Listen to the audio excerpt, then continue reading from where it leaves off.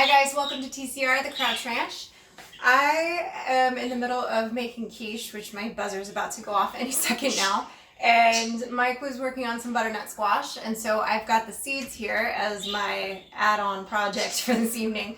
So I'm in the process of cleaning them out and separating the fibers from the seeds, and I'll show you how we're gonna clean those off and get them boiled and ready for the oven.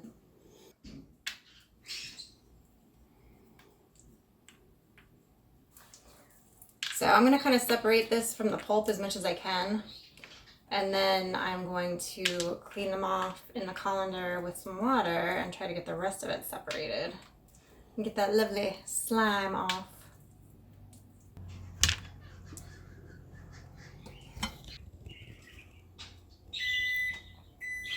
That's my quiche.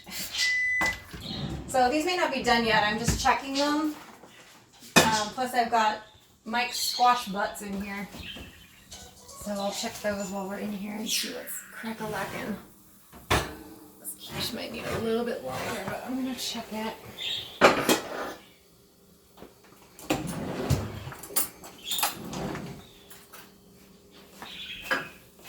Yeah, it needs a little bit longer.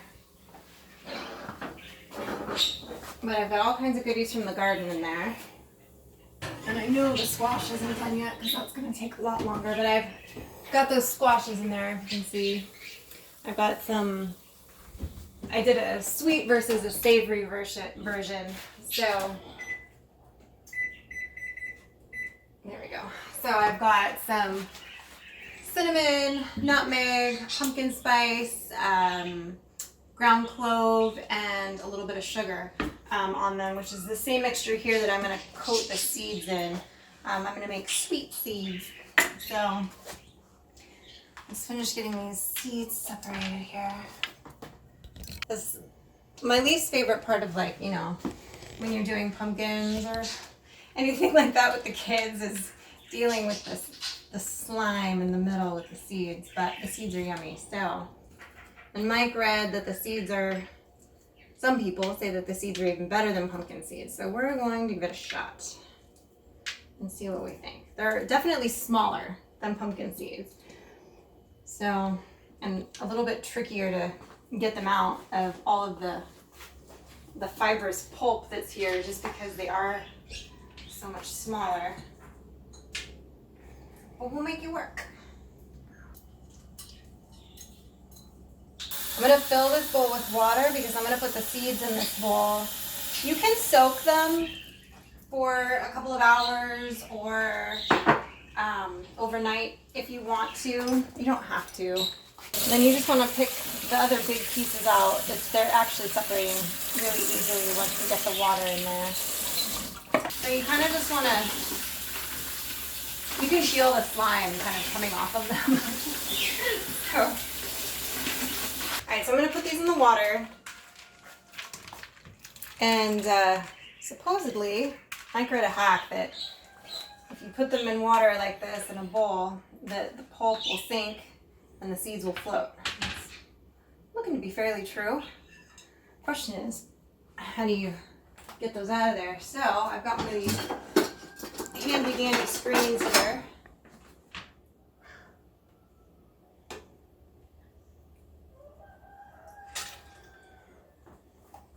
Actually works pretty well. So that hack works. The pulp will sink a little bit.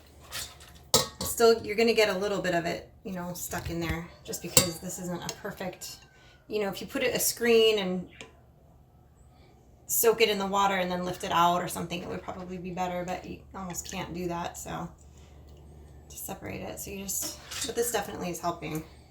So I got the seeds cleaned out. I put some water in the pot with the seeds. And I'm going to boil them and bring them to a boil and let them simmer there for about 10 minutes.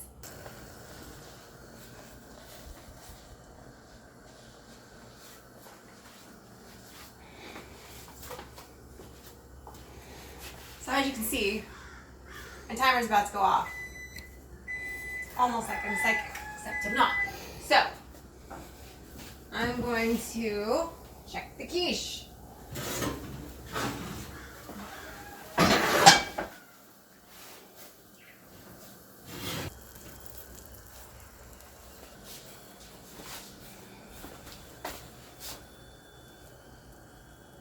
I think they're good. So I'm gonna send one of these with Mike to work tomorrow.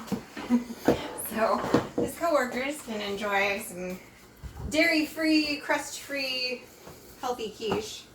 So I decided to make quiche because we have a surplus of eggs right now because there's a holding pattern in the area because of the Newcastle virus. So we're not supposed to be giving away eggs, selling eggs, moving eggs, but you can make eggs. They're perfectly fine to eat. None of my animals are sick. It's way on the other end of town, but it was one case, but they're requesting that you do that. Anyway, the end result is I ended up with way more eggs than I would normally have because I would have sold them all. So we're making quiche, and we're going to be making quiche for a while. Plus, Mike had a bunch of stuff from the garden, some different kinds of peppers.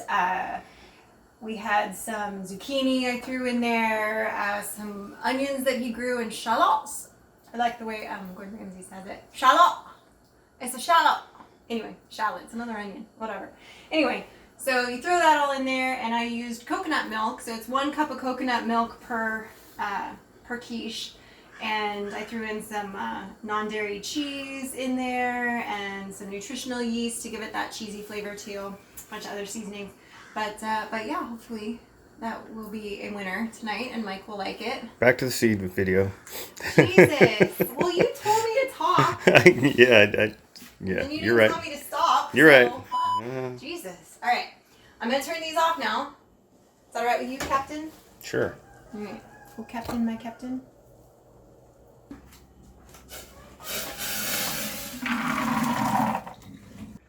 So, there for a second.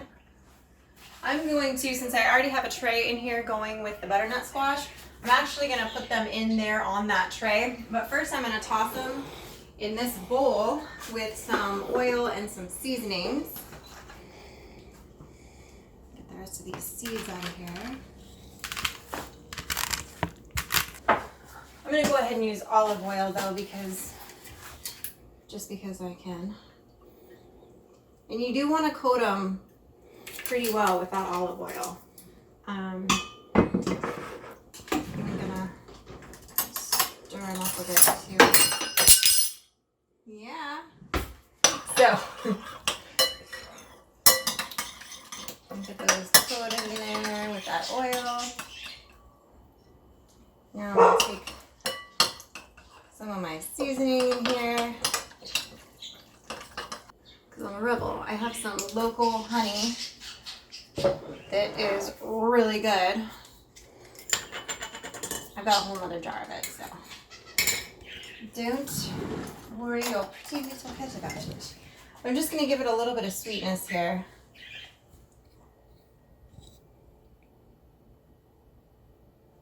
I'm going to mix that in.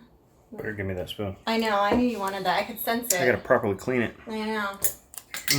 I could see him like, isn't that the best? That's good. Local raw honey, nothing beats it. So, that's the great thing about kind of living in a small town is a lot of us, like some people keep bees and they'll trade honey for eggs or meat or, you know, pickles or whatever, and we get together once a month and do like a food swap, so it's kind of fun. Get to meet some different people in town that way too. It's kind of cool. So, I would say those are pretty well mixed. I'm going to go ahead and pull out my tray that has the squash on it. And these actually have the same seasoning on it, so it's not a big deal. It's not like they're conflicting flavors next to each other. Just going to kind of spread them out.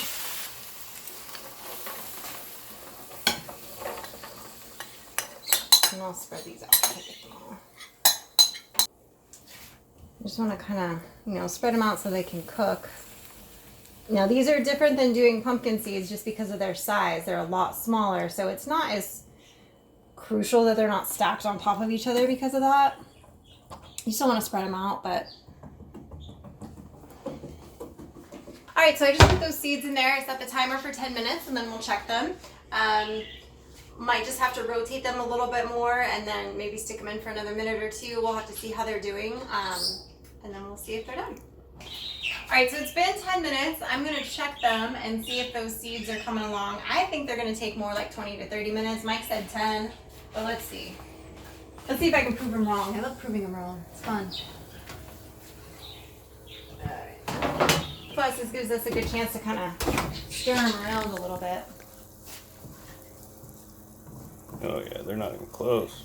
Well, they're getting there, but they need to be dry. These are coming along. I'm gonna set it for 15. So here's the deal, guys. I'm gonna pull these seeds out. Every once in a while, when you're cooking, you have a fail, like a Pinterest fail. This is today's example of a Pinterest fail. So none of the recipes that I looked at said anything about patting the seeds dry before you oil them and season them. I think that might have been a key step. Yeah, I think, maybe adding the honey because it's another liquid maybe wasn't my best call on this, but it was worth a shot. And they're not, it's not terrible, but they're not, I also didn't add salt because in my mind I was making like sweet flavored seeds. So I didn't think to even add salt, but when you're doing seeds, usually you'd add salt. So fail on my part. I'm gonna see how they taste real quick here. They're hot AF. They taste good. They do taste good. But they're definitely more, have that, because of the honey and stuff, they definitely have that kind of wetness to them.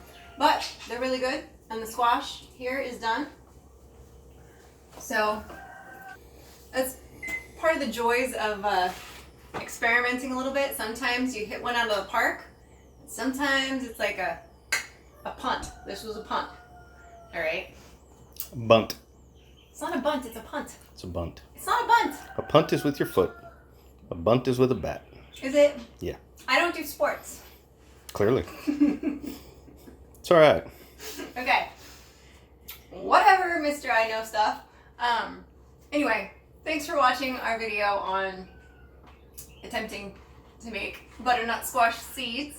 And maybe you'll have better luck than I did. They still, like I said, they turned out good. They taste good. It's just not that typical dry seed that you would, put in a bag and, drive down the road eating. They're a little moist because of the honey and stuff, but it's all good. Outro. Oh yeah. Alright. Thanks for watching, guys. Don't forget to like the video, subscribe to the channel, and click the bell so you get the notifications. Happy cooking. And punting. And punting. Or making bunt cakes. Or whatever. Speaking of that, how's that quiche?